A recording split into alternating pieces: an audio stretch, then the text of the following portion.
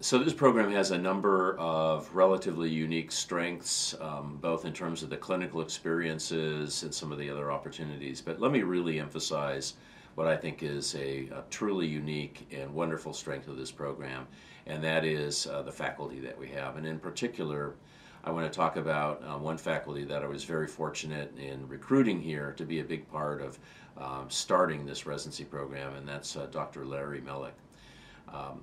He won't say this himself about himself, I expect, so I'll say it for him, but he has got to be one of the most creative, productive, and respected academic emergency physicians in the country. He's been chairman of emergency medicine at 2 different places.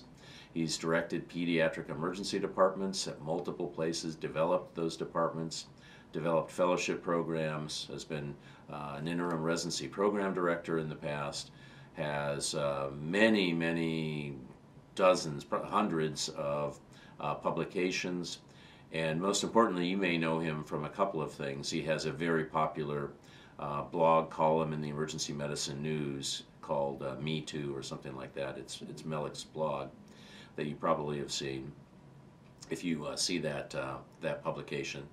And importantly, and this will be a big part of our training program, he has one of the most popular emergency medicine YouTube channels out there in existence, with an awful lot of videos going over procedural techniques and skills that are used in many, if not most, of the residency programs in emergency medicine across the country. So a real strength to have someone of his creative caliber here to both perform leadership activities for us, but also to mentor our more junior faculty and mentor residents. So Larry, you know, this isn't your first rodeo. You've been at a number of places over the years. Why at this stage in your life did you come to Mobile and South Alabama and not stay where you were or go somewhere else? Or what brought you to Mobile? But I think to answer your question is the big thing is that this was just a golden opportunity to make a difference. I mean, you know, I've started, basically built 2 emergency departments from scratch, and started 2 peds emergency medicine programs, started a pediatric emergency medicine fellowship.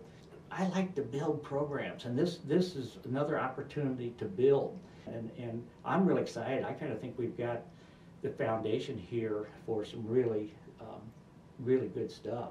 But yeah, the opportunity to have a true impact and to literally perhaps be transformative in care, for emergency medical care, whether it's on the pediatric side, the general side for this region, et cetera, you know, that's a unique opportunity. It's huge. You don't get that very often. And for me, huge. Giving back to my alma mater, my institution, is a highly unique opportunity. I mean, how often does that happen to someone in their life? Like never. Right. So great opportunity for me.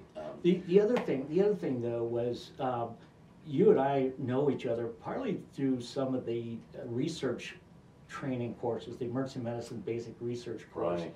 And I took that course. You actually have been kind of a research mentor to me. I started that course. You started the course. You did it for 20 years. Yeah, exactly. A phenomenal course. And you know, what I know about research is because of that course. And you know, we'll have to admit, I contacted you on research ideas or questions over the years separately, yes. and just because you've been my mentor in that. So that was probably the other thing that kind of brought me here, is that I really want to, you know, in my career, I want to go out with a bang, and I really want to be highly productive. And this is a setting where I think I can do it. I think we can do it. And we're rebuilding the ED. Yeah. So we break ground this winter sometime. We're going over architectural plans.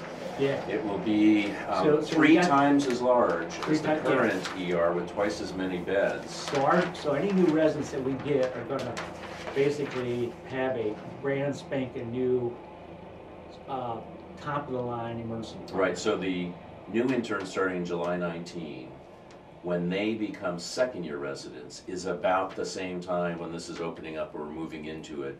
So a much larger space, ostensibly and predictably with more patients and more things going on Oh, yeah. and more You build admissions, it, and they you will they come. will come. Yes. Yeah, it'll just take off. They're pretty exciting, and we're also fundraising, as you know, for a new pediatric emergency department, Right. children's and And women's. that's very about close. 1 year behind schedule. Yeah. So about a year later, when we have senior residents, probably, there will be a new emergency department for kids over at children's and women's. Yeah. So that's exciting too. And when So- that happens, the 35,000 pediatric patients is gonna balloon to 70,000, so. Yeah, it's just, there's So nothing else out there in this region. Exactly, Yeah. exactly.